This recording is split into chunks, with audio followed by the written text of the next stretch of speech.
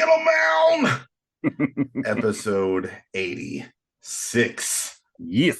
Yes, we are back, man. We are back. It is me, your boy CD, one of the hosts of this here bit of business that we call the Senate Men. On the screen with me, we have the always flavorful Mr. Douglas Davidson. How are you doing today, sir? It's because you said the hyphen. All I can think of is that one. I don't even know the issue, but where The Spider-Man Spider-Man panel? looked. I can just tell you're not saying the hyphen. Yeah. I think he's talking to Captain America at the time, and he's like, I can tell you're not saying the hyphen. Yes, we are here at the Cine Hyphen Men. We are back with, it's been 2 weeks, man. We're back to talk a little bit more cinema, film, Kino for our brethren across the waters there, man. Since it has been 2 of the weeks, sir, what lately? What's been in your eyeballs? What's been in your mind grapes? Too much. And before we get into that, one thing, because you mentioned Kino, it reminded me. So I'm covering Tribeca in June. I'm super excited. It's the second time I'm covering the Tribeca Film Festival. I found out today, if I knew before, I probably just forgot, but Final Cut is the name of it. But it's the French adaptation of One Cut of the Dead is screening at Tribeca. Kino Lorber is going to be distributing. I might actually see this shit. Yes, I heard something about that. I think they talked about it on Twitter. Yeah. Also, if you're not follow Kino Lorber on Twitter, they're a good follow there. Yeah. If I remember correctly, they're trying to curate their own streaming service right now. I'm not sure if it's up and running, but I was part of a survey of people asking, what would you think about a Kino streaming service and all that kind of stuff. And I was like, there's too many goddamn streaming services. And yes, I would get it. See, that's the thing. If I had more free time, streaming services, because I think you're right. I think Kino is trying to get one off the ground.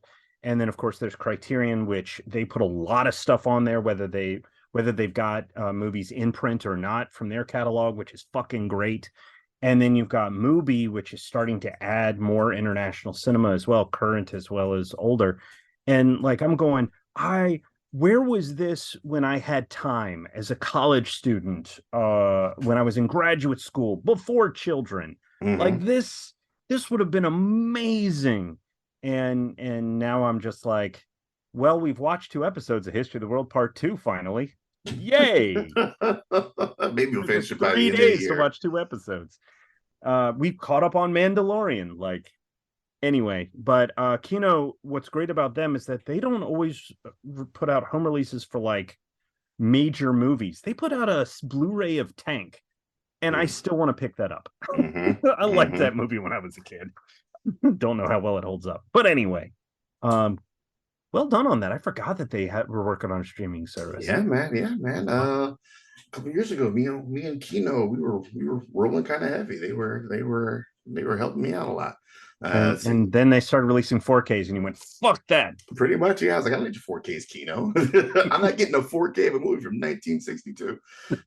Yeah, but they got all sorts of good stuff. Browse that library. They usually have a lot of good sales as well. This episode of Cinnamon not sponsored by Kino Lorber, but we'd be open to it.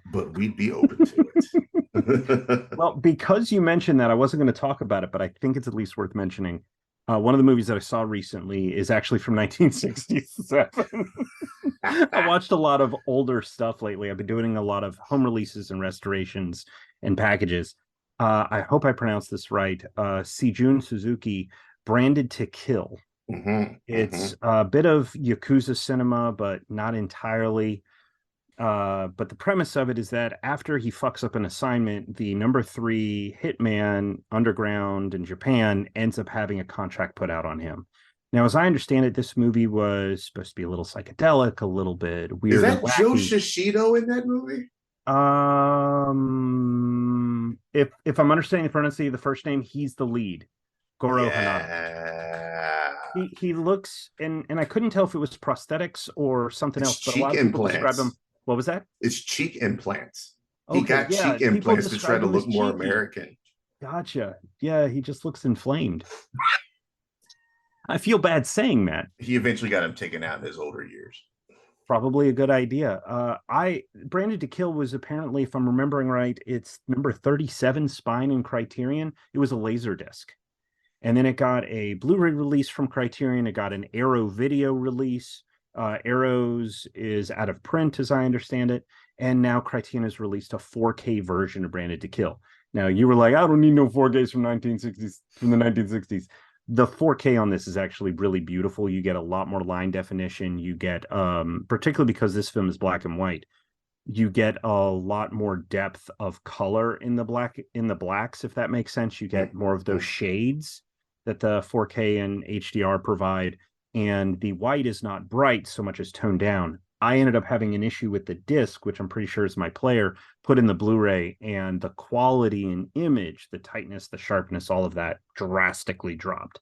Now, did that make it for a poor experience? No, but the 4K was certainly sharper, and I would recommend it if you were interested in checking that out. You being you, Daryl, and you being anybody listening to this. Criterion seems to be doing a lot of taking stuff in their catalog and just doing 4K remasters with it. Today, as of this recording, Dreams by Akira Kurosawa is being released in 4K. And I was like, I already have the Blu-ray, I'm cool. Like, yeah. I'm good. Yeah, that's what I thought too. But with Branded to Kill, I'd never seen it, so I at least put it out there. And this movie is wild. It has some super fucking cool action sequences, and you can really see where the directors that came after John Woo and I forget who else I mentioned in my review. I wasn't planning to talk about this, so I wasn't prepared. But you can see where they took inspiration from these types of movies. Yeah. And so would recommend checking out Branded to Kill. There is a little bit of flashy, but not a whole lot. And the movie is wild, and it gets psychological in a weird way you wouldn't expect. So do recommend that. I feel like when I made the conscious decision that I'm not interested in watching this movie, no matter what curation Criterion Channel puts on there, it's always in there somewhere. It could be the best 1990s movies, and they will stick that shit in there somewhere. And I'm like, get this out of my face, Criterion. I said I don't want to watch it. You're talking about Branded to Kill or just yeah, 4K versions? Yeah, I watched it. I watched the trailer and I was like, nah, I don't think this is going to be one that I'm too interested in. That was a couple of years ago, though. So maybe I'll come back around on it. There's, okay. He has a face down on purpose with several assassins. Like, he knows where they're going to be. And they go, show up here, da-da-da-da. He's like, fuck it. And he goes. He takes them all out. And it is so fucking brilliant how he executes it. Okay. It's just like, even if the story didn't fully grip me, the staging and the execution of literally executions is so clever that I was like, okay, I see where you're going with this. I want to talk about it in detail. The movie came out in 1967, but if you haven't seen it, I don't want to ruin it. Right. So there's that. And I'm looking at the movies I did want to talk about and realize they're all fucking crime related. They're literally all crime related. Not all Yakuza, except for like a few. I looked at the other one I wanted to mention, Letterboxd stats, and I'm like, you need to bring it up by genre, and I'm like, I need therapy. What is it that attracts me to crime films? I don't know, but send me back to 1970 so I can wallow in crime movies. Well, that's what's hilarious is before I get into it, the one that I'm about to talk about, it's a crime dramedy. There's crime action comedy drama, crime action comedy drama, crime action comedy drama, crime drama action no comedy, and then crime drama. Just fuck. Give it to me. But one film I would recommend, it's out on DVD as of the 16th of May. It's already on VOD and digital, had some time in theaters. It is the Scott Caan, yes, that's Scott Caan, written and John Schwab directed One Day as a Lion. If you like Elmore Leonard, it gave me that vibe very, very quickly into this movie. It's about a dude that Scott Caan plays called Jackie Powers. He's trying to raise money to get his son out of juvenile detention.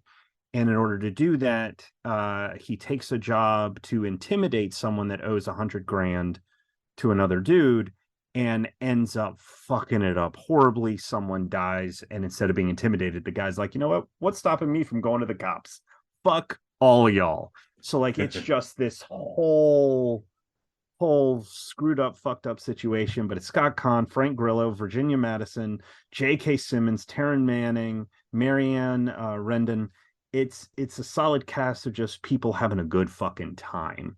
I know. And again, like for those of you that don't know the name Elmore Leonard, if you know Justified, which is about to get a revival, that began as an Elmore Leonard short story, Fire in the Hole, that the pilot is based on. It's that kind of story where like you're going, how could they fucking possibly wrap this up in 5 seconds? Oh,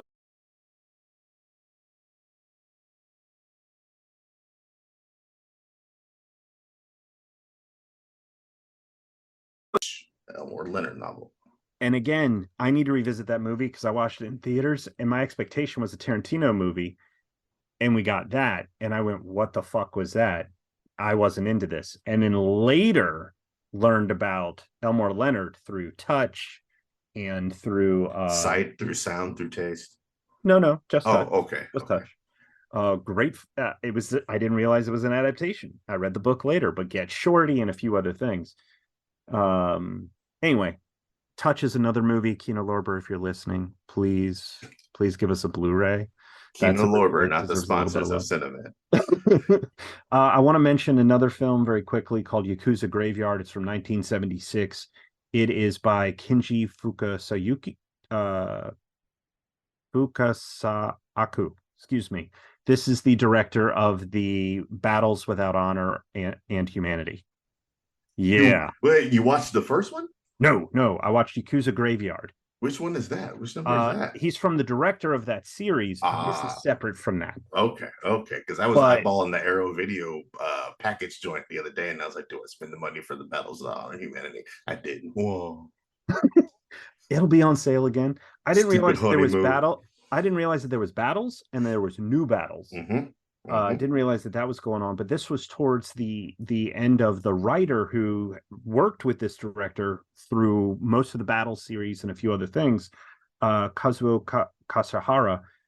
This is a film in which a police investigator who is supposed to be cracking down on Yakuza clans ends up befriending one, and things get fucked up. But it is hyper violent. It is not like not like Tarantino hyper violent, Okay. but it is incredibly violent. It is dramatic. It is funny. You can watch it as just a piece of Yakuza drama, Mm-hmm. or you can look at it through the historical lens of what was going on in Japan post World War II, when they were like, "Hey, you Koreans that we forcibly brought to our country, why are you still here? Get the fuck out, even though you have no resources." So, like, there's some really interesting cultural politics going on in it. Mm. It's getting a first time Blu-ray from Radiance Films. It's just a high def. It's not like a 2K or 4K restoration. Would recommend checking it out. If you like Battles Without Honor and Humanity, you will want to check this out. And this is your first time really available to do it. It's a limited edition, 3,000 copies. You can get it from MVD Entertainment Group or Diabolic DVD if you want it in the US. Last thing I'm going to mention, it's a group. I'm going to be brief. In the Line of Duty, 1 through 4, got a collector's set from 88 Films. This is Royal Warriors, Yes Madam, in the Line of Duty 3, in the Line of Duty 4. Why does that matter? Because Cynthia Khan heads 3 and 4. Donnie Yen shows up in 4. You've got Michelle Yeoh leading Royal Warriors, as well as Sonata. I suddenly can't think of his first name. It's going to drive me nuts. Hiroyuki? Thank you. Sonata, very young man. I didn't realize he was in this movie. And then they get on the plane at the beginning of the film. I was like, hey, He was a young man at one point. I he forgot. was a young man at one point. And then, of course, Yes, Madam is the Michelle Yeoh, Cynthia Rothrock joint, which it was amusing to me because I watched The Millionaire's Express earlier this year, and Cynthia was working with Sammo Hung under his direction. And then this came out like a year or two later. Uh, So it's fun to sort of watch that. This is a solid box set if you are into the Hong Kong action comedy drama. Like, they put all that shit in there.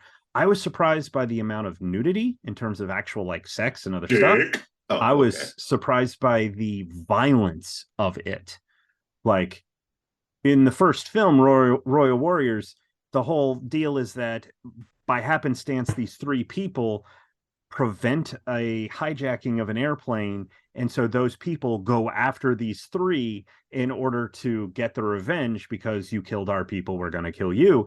Yeah. Spoiler alert, Sonata is about to retire as a Japanese police officer. His wife and child are there where the plane landed. They're going to fly back to Japan altogether, except no, they're not, because the wife and child get blowed up. I like it. I I was like like, it. what?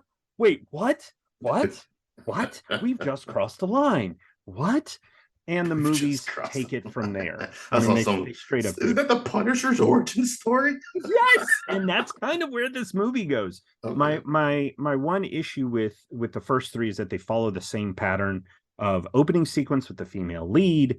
Then we go to the inciting incident that usually doesn't involve her at some point because we've now introduced another character. The female character comes back, but she's somehow sidelined for this other character, and then it all ends with a big battle. Yeah. I was amused by the Yes Madam Fist of Fury type ending where can't have the bad guys just walk away. I Oh. thought was fascinating.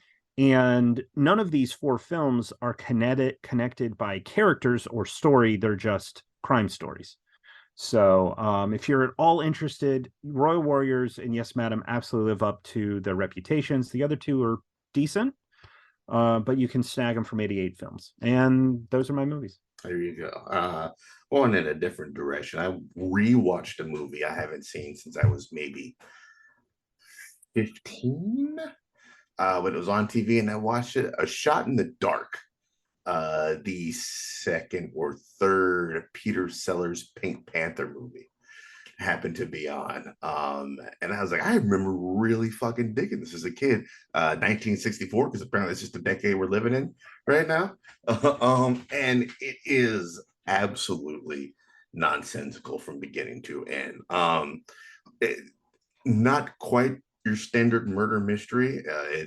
Inspector Clouseau is assigned to investigate the death of a man inside of a high profile person's house where there were many guests at. And the opening credits kind of takes you through who these people are, and it kind of tracks them all throughout their movements. And then it ends with an unknown person at the gunshot. It is absolutely ridiculous. I think I've seen a couple of the Pink Panther joints. It's the best of the lot to me. It's the best Peter Sellers ever was. The gags, some of them you see coming a mile away and they're still funny, and some just creep up on you and they're great. It's absolutely hilarious. If you have not watched old school comedies from back in those days, especially these, because these were incredibly successful up to a point, then I would say if you only watch one of the old school Pink Panthers, not the Steve Martins, is that who redid this Yeah, yeah. recently? Yeah, I not couldn't the get Steve into them. Martins. Yeah, I'm not a big Steve Martin fan. You couldn't get to Steve Martins or just Pink Panther in general. Steve Martin's. Okay, yeah. If you watch any one of them, I think A Shot in the Dark is the one that is the best representation of Peter Sellers' abilities for deadpan humor and all that kind of good stuff as well, and a boss that's always just blatantly trying to kill him as well. No, it's good shit, man. Good, clean, wholesome, fun for the family, as it were. Was that a Blake Edwards film? Yes, Okay, thank you. directed by I Blake was like, Edwards. I feel like I would have seen that. Um, I went through a period where I really liked Blake Edwards films, which would explain why I saw some of those.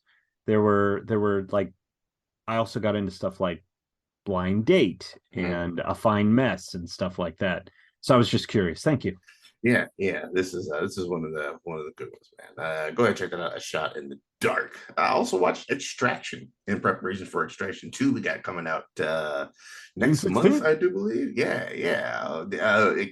I kind of swept it under the rug and dismissed it because it seemed to come out during that glut of Netflix. This is, I think, Extraction was a 2020 flick, and 2020 was the year Netflix is like, we're going to give you one movie a week for 52 weeks, I and I forget if it was was 2020 or 2021. it was But yeah, 2020 that where they was did one a year, because that's when I really started getting into the game, and I was like, well, if all else fails, I can just watch and review a Netflix movie. There's going to be something coming out. And that was when I birthed my theory of you will get X amount of actual worthy movies from Netflix, X amount of really good, decent watchables, and then the rest is just drudge. And Extraction came out during that time where they were just in a lull of good movies, and I was like, whatever, man, I'm not watching this shit. But since the second one's coming out, I was like, well, let me sit down and watch the first movie. I'm still working on the 100 action movie list coming out next year, so let's see if this warrants a spot on the list. It's a decent movie. I think it has great action over top of just yet another cliched paper thin story with a bunch of cliched paper thin characters. We've seen the Chris Hemsworth, Tyler Rake, the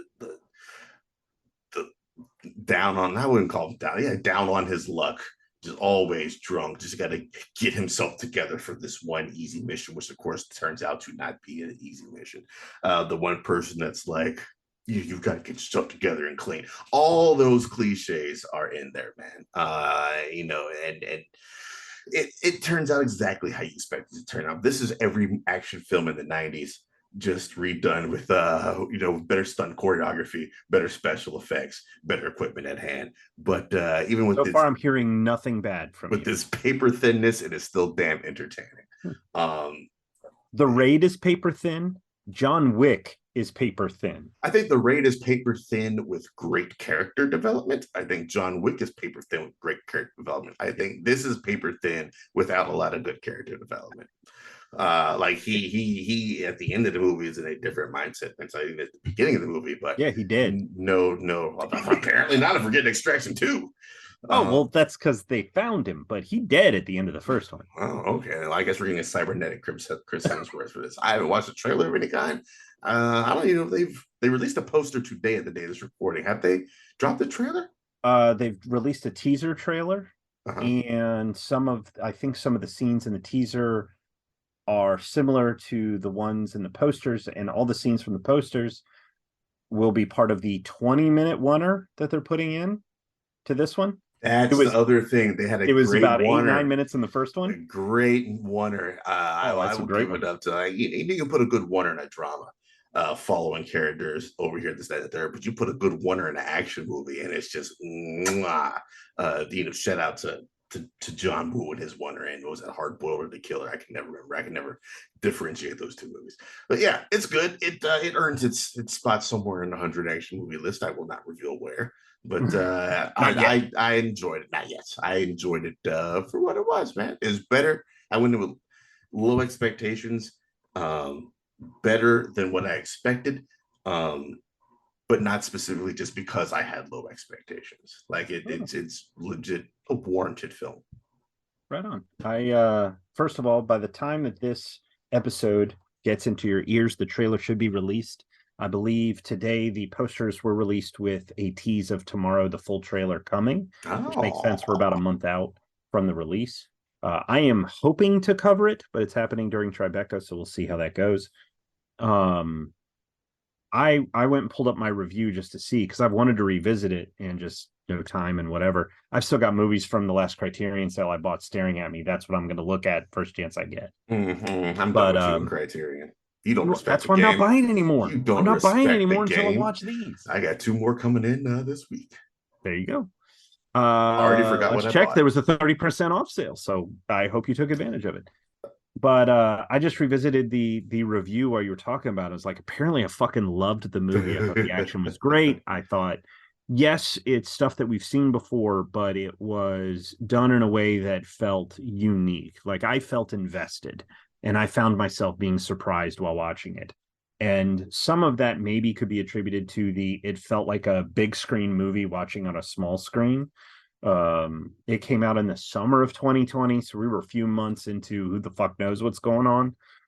So maybe that played a part in it. But that was Netflix's big summer blockbuster release. Yeah, I think so. Yeah. But they were planning on releasing it anyway, so it's not like it really shifted too much for them. Yeah, I think this was always planned to be their version of a big summer blockbuster movie, which is why we're getting the second one during the middle of blockbuster season. And it's going to work. I would not. This is going to be a film that I'm just going to say it now. My guess is going to be, whether I watch it or not, that it's going to deliver the goods in terms of the action. Is it possible that they could drop the fucking ball? Absolutely, because we're used to 87 North doing just this high caliber stunt work. Eh. But the director, Sam Hargrave, he's a former stuntman as well. So there's some possibilities there. Right on, right on. Yeah, I enjoyed it for what it's worth. I enjoyed it more than enough to be looking forward to checking out this second one when it comes out, man. Yeah. I'm ready to be extracted into Chris Hemsworth's arms yet again. Just crush you. Fucking Yes. arms. And you know what, man? When you have giant biceps like that and you see them on a big screen, Doug, the image just really burns into your brain, doesn't it? Some might I was say. like, how's he gonna do it? He's doing it. He's doing it. He's doing it. He's doing the thing right now. Yeah. Great transition. It really burns into very subtle. brain. Thank you very much. It's just ham fist, just a handful of fist. You know what? You look like a guy though who could draw feet. So it's ham fisted. You look like a guy who could draw feet. Shout out to Rob Liefeld. Today we're talking about our big topic is movies burned into your brain. Doug, this was an idea of yours, Mr. Fresh. What how did this come out? I think this came out because it's a random something that I said in the last episode, but then you wanted to develop this more into something. So go ahead and talk about it. It was literally you said something and I went, that would be a really fun topic idea to talk about movies that for whatever reason or another have just become lodged into our brain, part of our identity, or just something that we can't let go of for good or for ill, that have just sort of ingrained themselves into it. I took a little bit of that old Daryl magic and decided to get a little with one of mine along this topic, but the other two right in line. All right. Yeah, I have zero examples to give because this is subjective as fuck. Yeah, that's what I was about to say. This isn't really one you can give a whole list of possibilities. So we might as well dive right into it, sir. Do you want to go first? You want me to start first? I can go first. Right off. The floor is yours, sir. I am going to do this in order from earliest film, also as gentlest film, going all the way to most recent film and most fucked up. Okay. So my first one, when we talk about movies burned into our brain, we talk about things that are, as I was saying in the intro, it's part of our identity or something else. In my case, it's films that I can quote or that I can think about, that I can watch endlessly, either finding new things or delighting in the old. And Rob Reiner's The Princess Bride is one of those fucking things. This is a movie that, and I read the book. It was a book that we had to read in high school. And yeah, we read it. Why did your high school get the cool shit? And I got the Crucible. We also had to read that. Oh, man. My class revolted, man. Literally, we took our books and all threw them against the wall. You put them through their own crucible. Yeah. But if you've never read the book, track it down. When I say it's hard to read, it can be hard to read because the way that it's written, the way that it's written is it's all bullshit, and that it's written from the perspective of an author who has done an amended version of his actual story. So the book that you're getting is the amended version. So a ton of people are looking for the full version. Literally, you can go find comments. I wanted the full version. And full version of something that doesn't exist. Yeah, it doesn't. And that the person, and then the perspective you're getting is providing comments throughout the book. And so in a regular version, it'll be in italics. My mom had a version where it was italics in red. And so it's much easier to separate out. The Jesus version, yes. Yes, actually. It was a great looking, lovely, we have no idea where the book is, and it drives me nuts. I've said for years, reissue Lord of the Rings with everything Gandalf says in red, but no one will ever pay attention to me on this. I want it. Need to make it happen. But this is just a film where, from the casual, someone is leaving, they're going to go run an errand, they're going to do whatever, have fun storming the castle. It's trying to figure out what the kids are saying and looking at your partner and going, to blave. He said to blave. My mom has a favorite story. I was not there for this. She was at a wedding with my middle brother, and the pastor or service leader, whatever, started talking, and my mom starts giggling. My brother looked at her over and went, "Stop!" And she just starts slapping his leg, and he goes, "Stop it!" And what does my mom say? Marriage. The guy was speaking like the priest. There's so many great one-liners. There's so many great pieces of dialogue. There's so many wonderful things. My mom was talking about something yesterday for Mother's Day, and I looked at her and I went, all things in measure are good for you, except iocane powder. You really can't mess around with that stuff. That's why The Princess Bride had to be my first. It is so many little things that we don't even expect. And even now, when you find out that Mandy Patinkin had lost his father, I believe to cancer while filming this, or just before filming it. And so when you learn that when he is fighting Christopher Guest as the six-fingered man and he's delivering those lines in his mind, he's talking to death. Yeah. Yeah. Promise me everything I want and more. Give me my father back, you son of a bitch. Like, oh. Yeah, there's a lot going on in there. Anyway, Yeah, speaking that's of why I went that with The movie, Princess Bride. I watching a movie, The Hotel in New York. It was City Slickers. Speaking of which, Billy Crystal in both of these movies. And I was looking at Billy Crystal, he's talking in his mannerisms. I was thinking about Billy Crystal and Princess Bride, and I was like, Douglas Davidson is Billy Crystal. That is the conclusion that I came to, sir. You are Billy Crystal. And good job hosting the Oscars for all those years, by the way. Thank you so much. Billy and Robin Williams, Whoopi Goldberg, they're the reason why I signed up for HBO when I moved to Maryland, because the three of them were doing comic relief again. I was like, I have to watch it. I grew up on those three. Yeah, So right I'll on. take that as a compliment. I won't argue. Thank you. Yes, get down that Billy Crystal, I will be the one of the entertainer. greats. You always have been of this episode of this show, sir. Oh, My first one, man. It's all three of mine are, well, two of the three are fairly fucking cliche, so I'll get those out of the way first, man. When you talk about movies burned into your brain, and one of the things you brought up was quote, a movie that you can just quote forwards and backwards, quote it in your sleep, much like I did just 11 days ago at the time of this recording on May 4th. I have Star Wars as a movie that is burned into my brain. For those of you who weren't there, weren't able to attend the wedding reception, Leslie and I came out to the throne room music. We cut our cake to Star Wars music. We left to Yub Nub. So Star Wars is it is an integral part. Half of our wedding presents were Star Wars. were you dressed as Leia for your first conjugal, or would that be inappropriate? You dressed as Leia. In this instance, is Leslie in deep lockdown and I'm visiting her on a conjugal visit? Is that what that is? I This was trying Oz? to be polite about prima nocta, but whatever. I am reinstituting prima nocta.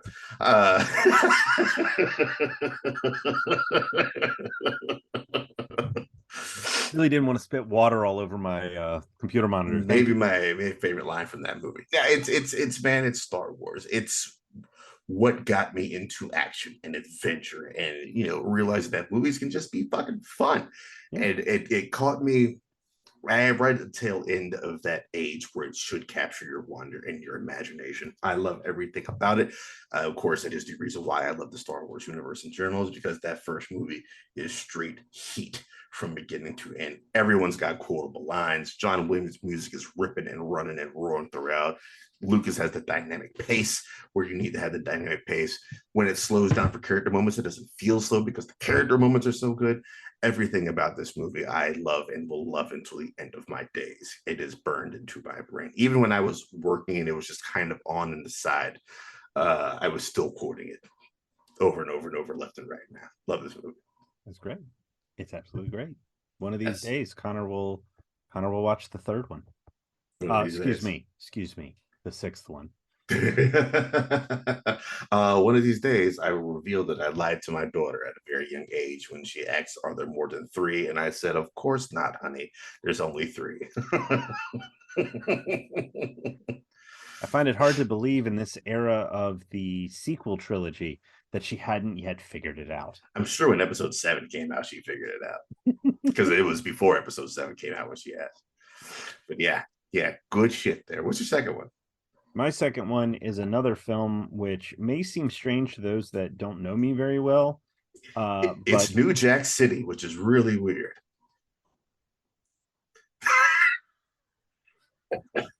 okay, look, I was raised on Wesley Snipes and Eddie Murphy and Whoopi Goldberg.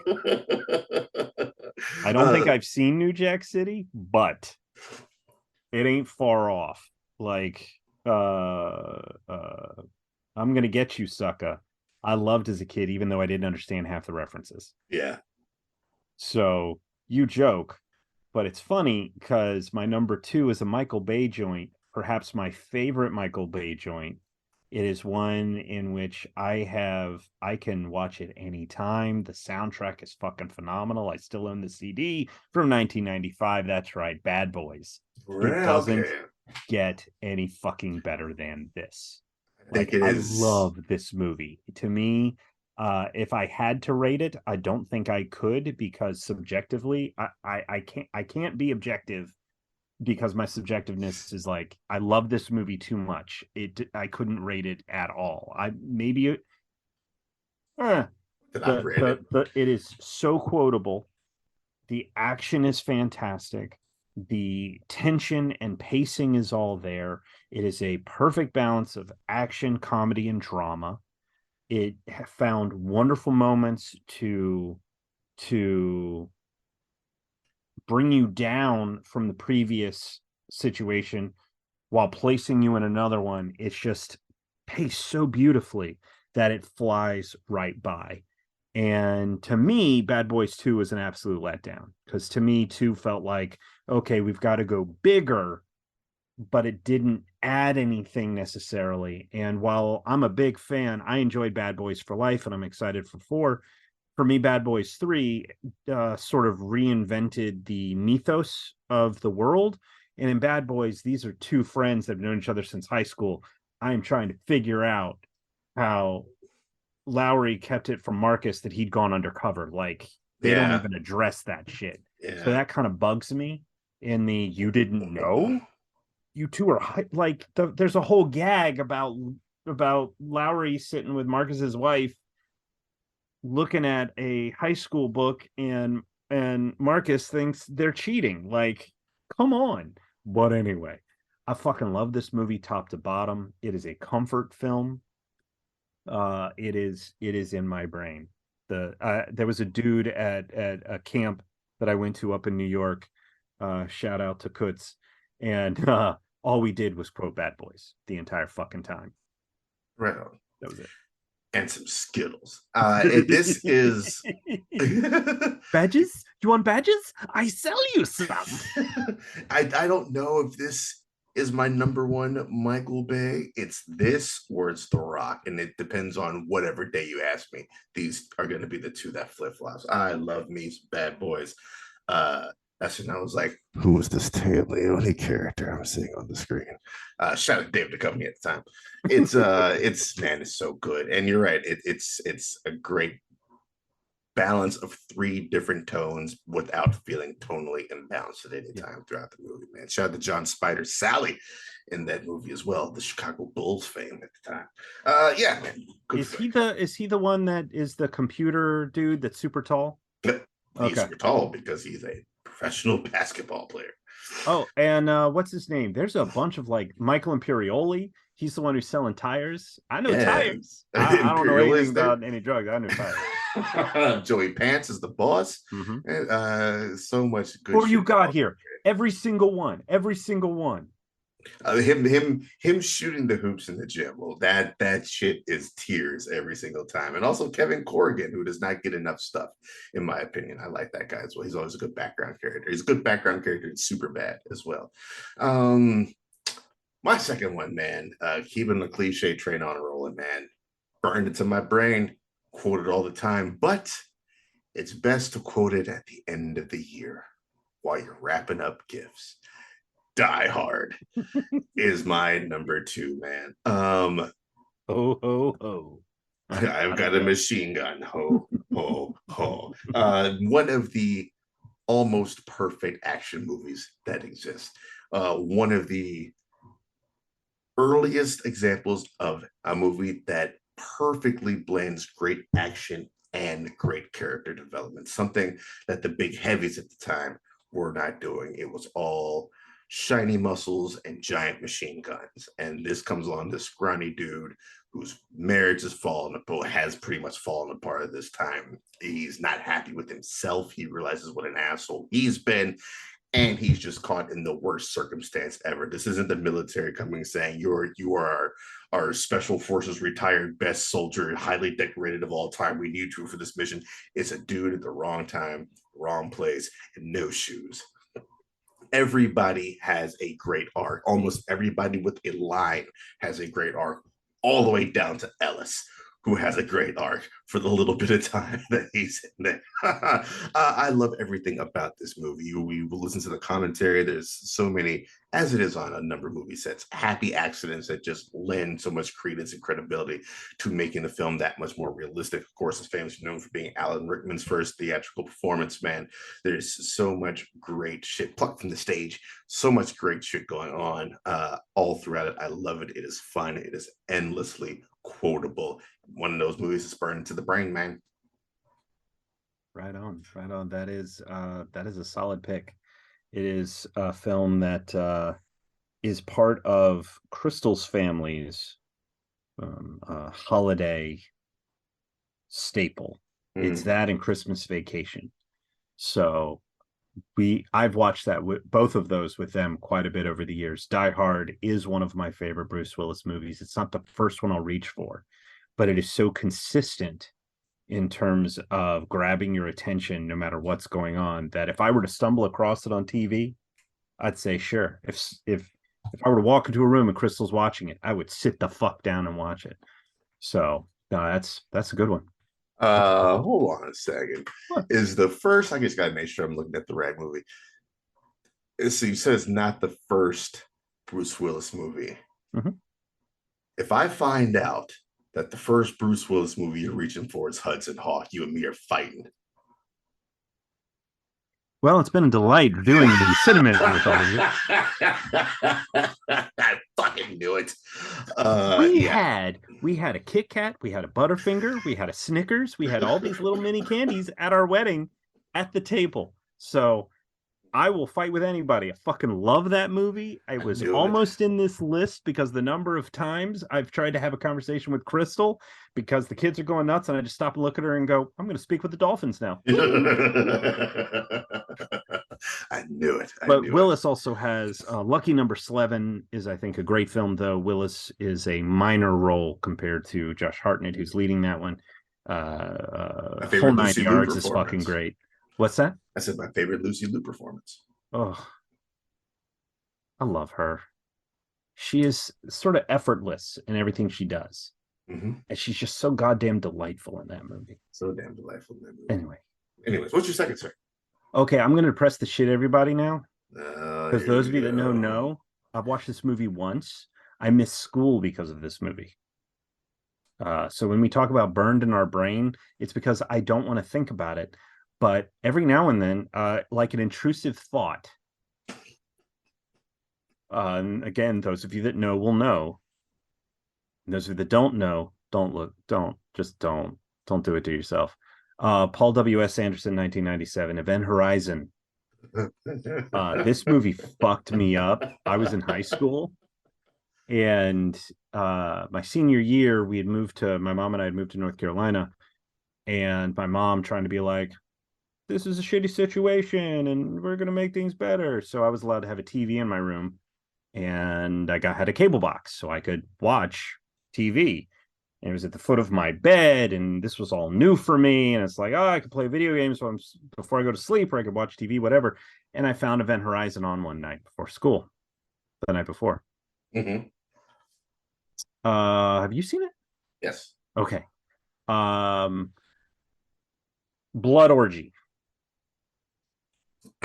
Mm-hmm. There are parts that I will not talk about because it means that they happened. Ugh, I love it. I love ugh. it. No. It was part of Paprika Sci-Fi Day, where a whole bunch, like 15, 20 Paprikans got together and watched four sci-fi movies, all zoomed up with each other on And then Netflix they in a got to vid. Event Horizon and suddenly it was down to zero. It was It was weird. It like, was nope, like nope, got things it's to like they do. got sucked into a portal somewhere, I gotta perhaps. go To vacuum hell. the lawn. Yeah, yeah, that movie. Ooh, that's one way of burning it into the brain, sir. And you've never watched it since.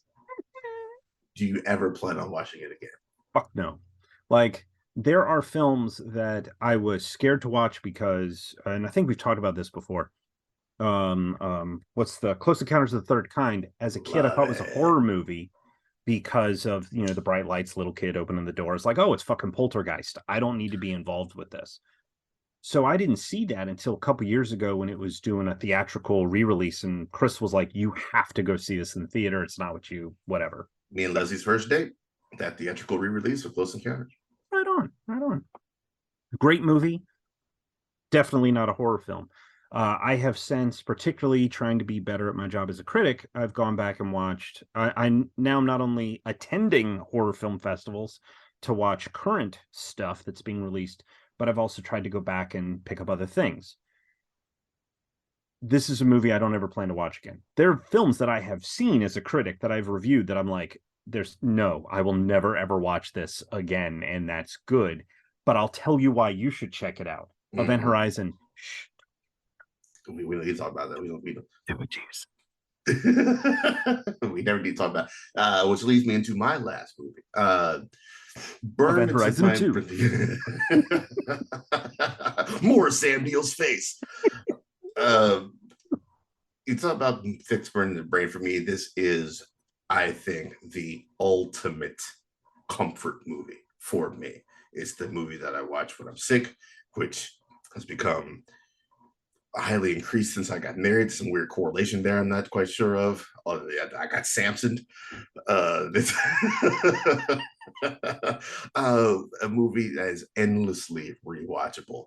And I think these movies are burned in my brain because these are three movies that I consider to be endlessly rewatchable. And that is 2001's Ocean's 11. Oof. Steve Soderbergh, the ensemble cast of a lifetime for me. Funny, engaging, just the way that Soderbergh moves the camera and stylizes everything. Like it's slick, it's stylish. You're having fun with these characters. You see the actors are clearly having a blast and the time of their lives while doing the movie. That fun translates through the screen to us, the viewers. Um, all of it works because the heist itself is a meticulously well thought out from a writing perspective, and then incredibly executed from a directing perspective and how they edit it all together. And you see how this piece fits with this piece, and why are they even bothering with vans over here? How are vans going to come into play? And then, oh, that's and that and that, and how are they going to get the money out of it? He's still in the middle of the fucking desert. All all this stuff. Everybody's got a little chance to shine. I don't think anybody's really left out. Mm-mm. Burn, and like I said, just a great script, man. Burns his brain because it's endlessly quotable, easily watchable. I love Ocean's 11 to the day that I die. That is a great one. Of course, watching One Day as a Lion the other day, I was thinking about that film, those films, that Scott Conn and Casey Affleck play the twins in it. But I agree with you. What's particularly great about Ocean's 11, without even getting into 12 and 13, is the fact that you can watch it as just this sort of A-list cast romp ensemble film. But if you pay attention to it, it is so detail oriented. As you said, how did the vans plan? How does the stuff that Soderbergh shows us here? Does the nose play? Duh, Different that's oceans. that's 13. Yeah. That's 13. But yes, and Crystal and I quote that shit all the time. That specific line in particular. But with 11, the fact that there are multiple storylines going on that you may not even be aware of, that's the best kind of heist film where you can go back and watch it and see that these little things were put in there all along. But it's also the detail and the character work. One of my favorite things is Rusty and how he's always eating and what Mm-hmm. that says about him, because if you really pay attention, it's not like he's eating big foods. He's eating finger foods. He's He's on the eating go. little He's always things. on the go. Always on the go. So he can't have big stuff. He has to have little stuff. And of course, me being me and just loving little meta things, I love the fact that when we first meet Rusty, he's teaching these celebrities, they're basically CW stars, Yeah. how to play poker. And that when Rusty is taking a break and he's sitting at the bar and it's like, oh Jesus, you have to be paying attention to see Yeah. Bill There's Clooney there. yeah, Clooney go walking by. I was about to say Billy Ocean. That's not his name. No, no, different, Danny. different ocean. But yeah, very different ocean. But to see him walk by, you're so focused on Brad Pitt looking fucking pathetic that you miss him walking by. And it's just all these little details things. It's so smart and it's so well done. So good pick. Yes, yes. And your final pick, sir. Oh, that we've already done that. Oh, I you went done? first. I'm Oh, done. that's right. That's right. We did. Don't make me talk about Event Horizon again. Please. That means it's challenge time. It is our double blind this time around. Double blind. We need some kind of flashing graphics, something that only we can see. That only we can see. Yes. Yes. Nothing works better for an audio podcast than flashing graphics. But yeah, what's great about this, if I remember correctly, is this was an accidental double blind in the sense that you bought it, you forgot that you bought it, you gave me one so we could do this. But we are in fact talking about Akira Kurosawa's 1950 film Rashomon. Rashomon. Yes, we are. You want to get into it, sir? Sure, delighted to. For those of you that don't know, the basic premise is that an incident happens in the forest. There is a trial, there are witnesses, and we get to hear the different versions of how things went down. And the truth of things, does it come out by the end? You'll have to watch to find out. I did not realize, I was not aware of this film. I knew about Kurosawa, but I hadn't heard about Rashomon, whereas I knew about, and I think we've talked about this before, other perspective stories. There's Leverage has a great episode called The Rashomon Job, where they're all talking about this one night where they all tried to steal the same shit and didn't know each other. Yeah. You talked about it's the Quaid movie I can't think of with Vantage Point. Vantage Point. So there have been plenty of stories that have done this same thing, where okay, an event happens and we're going to hear from other people, da da da da da. But this ended up being very different than I expected. Mm-hmm. It really did. I will admit the beginning of it did very little for me. Mm-hmm. But as we got further into it, and we got sort of the last perspective, but in particular where the film ends up going. And I don't know why I'm trying to keep a film from 1950 spoiler free. If you haven't seen it, you deserve that surprise. I loved where it became a story about humanity and about trying to persevere beyond the crap that is around us. Because sort of what I left out of that brief summary is the fact that we're hearing about everything from a monk and a witness to everything that happened, who are telling this other dude, I think they list him as the commoner, who is trying to get out of the rain, this downpour, and they're telling him this story while they wait for the storm to run out. And the commoner's like, people are shitty, fuck humanity, steal what you can, whatever. And the other two are struggling with it. So when we see how the story addresses that issue of humanity and that issue of good versus evil, that made the film far more interesting and rich to me. Everything before that, it was just literally watching the same sequence over and over again. So I didn't feel pulled into it. But the way that the story gets told, once we get to that critical point, I was in it. It worked for me. Great deal. It was also not what I expected it to be. I had heard course, this is like this is a Kurosawa movie. This is one of the best Kurosawa movies. And I knew the general premise was an event had happened, and we're going to hear about it from three different perspectives. That's what I thought this movie was going to be about. I thought we were just going to see multiple conflicting reports, and who's right, who's wrong. Somebody's got to be right. They're all not Yeah.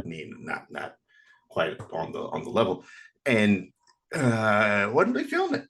Didn't really do it for me, man. I just could not get hooked into this movie. And the thing I find interesting, the thing I found more interesting than the movie itself is people's interpretation of this movie. It's because for years I've heard it's about how janky one's memory can be, or how different people can see and interpret different things, or see the same thing and interpret them differently. No, that's not what Rashomon is at all. Everybody's lying in this movie, and they're all lying to make themselves look as good as possible. And I think that's what so many people don't pick up on.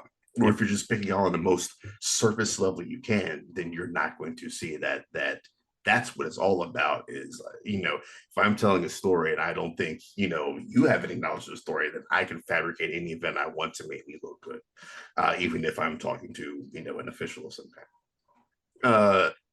That I find more interesting than the movie itself. Seeing it from the same scene play out multiple ways, yeah, it's a great idea on paper. I think it doesn't work as well in the execution because it does get a little bit repetitive, and due to that reputation, it just couldn't keep me interested. And by the time we get to that crucial moment that you're talking about, I was already lost. I was pretty much out at that point, and it wasn't enough to reel me back into the story. Some interesting things at the very end is if you know that everybody's lying, even at the end when he's like, "Yeah, I'll take the kid. I already got 6 kids." I'm like, "Well, do you? We don't know. Can't believe a word you fucking said so far." So yeah, there's a lot there that is interesting to think about and talk about, more interesting than it was to actually watch and experience for me. And just to clarify what Dare was talking about, there's not like a metaphorical child. At the end of the movie, a child appears. And to me, this was the weirdest, like Yeah. forced part of the film. I had a Yes. much easier time because what ends up happening in the forest is there's a murder and there is a sexual assault. Mhm. And so that's part of what the trial is who did it and whatever else. And the guy who did it, he even says in front of people, I fucking did it. Except he's still lying, which is I agree with you, everybody is fucking lying. Where the commonalities are is interesting because it's about well, yes, I did say that. I just maybe didn't say it the way that you guys think that I said it. But Yes. the baby shows up. So like I said, there's the monk, the witness, and the commoner, and they're standing in this what looks like the remnants of a building that had been on fire. The name of the building is Rashomon. and Mm-hmm. and so they're talking, and then all of a sudden, at the end of the story, this baby just starts crying, and the appearance of the baby and what ends up happening to the baby is tied into the thematic elements of the film and what Daryl is talking about in terms of with what happens to the child. Do we take these people at their word, or do we think that they are once again stringing us on? My take on it is, and maybe it's because I am naive and want to believe in humanity, is that we're hearing the truth simply because of the conversation that takes place. It's the most consistent out of everything that we've heard from the very beginning. This guy has said, I witnessed something horrible. I cannot talk about it. It disturbs me to my core. And so in talking about it, he feels an incredible amount of shame. He doesn't, it's not a performance that feels performative. Mm-hmm. Makes sense. So in this instance, I'm willing to take him at his word and believe in the general goodness of humanity rather than the commoner who's like, fuck this baby, fuck all y'all, I'm gonna go get mine. I'm 100% the commoner in this story, because by the time we got to that baby appears out of nowhere, I was like, fuck this baby, fuck everybody involved with this story. Is no longer raining, and I'm out to go get mine. And I was like, that's finally a character I can glom onto at the very end of this movie. About something I can ride with. But yeah, it's Daryl's review. Fuck this baby. Fucking yes, as far as all the I think this makes my sixth Kurosawa movie. And for me, it's towards the bottom of that list. I think Hidden Fortress still lies at the bottom of that list. And then right after that's gonna be Hiroshima. Nothing is topping Seven Samurai. And then right below that, Yojimbo. But yeah, this didn't do it for me like I was hoping it would. But Funi, great as always. Just once can that motherfucker just play like a businessman or an accountant? Just let him have a suit. Let him not be running around like a samurai everywhere. Give this man some loafers. If you look at his photo on Letterboxd, he's wearing a suit. Oh, is he? He got to wear one at some point. Check it out, old Toshiro photo there. Boom. What do you know? Suited and or booted. Yeah, man. I do have Throne of Blood, which is sitting here. I have not checked that out yet, so I might go ahead and check that out sometime this week. But yeah, that's hilarious. I think no bullshit. I've seen Throne of Blood, and why do I have a strange feeling like you challenged me to watch? Yes, you challenged me to watch Throne of Blood. Have I seen it? This is what happens when you drink a lot. Oh, that's right. This is Macbeth. Yes. Yes. I have checked out Throne of Blood. I did a episode 59 play adaptations. Yeah, I before Tragedy Macbeth came out, or when I had heard that they were making a Macbeth movie, I watched Throne of Blood, director who should not be named, his version of Macbeth, and then the Michael Fassbender Macbeth. So I did a little bit of Macbeth run to prep myself because I've never read that play. Yeah, I forgot this was his Macbeth. Shit, I need to rewatch this then. There you go. I am here to help. This podcast brought to you by Letterboxd to track my shit. Yeah, I don't have that rated, strangely enough, I don't think. Yeah, but that's it, man. That is this episode of the channel. Now, you got anything before we get up out of here, good sir? We are it's a little bit over the 60-minute mark. Just that there's plenty of great movies that are, well, there's plenty of movies we hope are great that are coming to the theaters, and there's some interesting ones that are coming to streamers and everything else. Certainly, I didn't mention at the beginning, but the Michael J. Fox doc, Still, if you get the chance to check that out, if you're a Michael J. Fox fan, check it out. It's a wonderful mixed media sort of documentary. It's very different than what you might expect. And check out some stuff outside your wheelhouse. You just never know. I never would have watched Bloody Oranges, and I wish I hadn't. But now I can tell you, if you're into horrible violence, go check it out. There you go. There you go. We'll be back. We'll be back within 2 or 3 weeks with some more cinnamon for you. And then until then, you all take it easy out there and have a good one. Enjoy as the summer blockbusters begin.